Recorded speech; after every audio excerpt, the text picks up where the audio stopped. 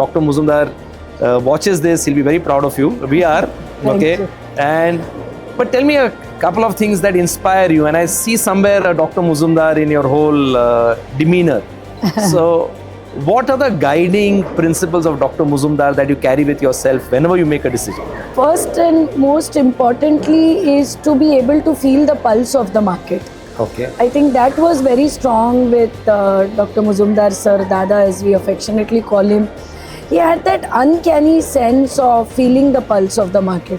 Of course, he had the Midas touch, which I lack. So I have to work doubly hard. I don't know what touch is this. Doubly as hard to make things succeed. Okay. But definitely that is a guiding principle for me that I've learned from him is to be able to sense that pulse of the market and always offer things which are required by the students, by the industry, not just by doing something which many others are offering and successfully.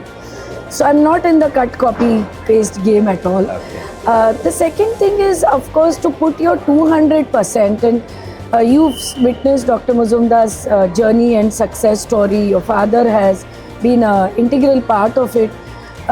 There is no alternative to working hard, and you cannot have your mind focused on too many things. It's a mind, and now once you take up a project, you have to give your 200-400% to it, and So work hard is his take it motto. to a logical conclusion, and there's no other alternative to working hard. Third, very importantly, Samir, that there's a lot of risk that you take with anything that is new, and you would appreciate that as a entrepreneur, as a dreamer yourself. When there is a lot of risk, you tend to buckle down, I should say, as an individual, and you want to find the easy way out, and you start doing self-doubt. Am I doing the right thing? There's so much risk. What if it doesn't work? Correct.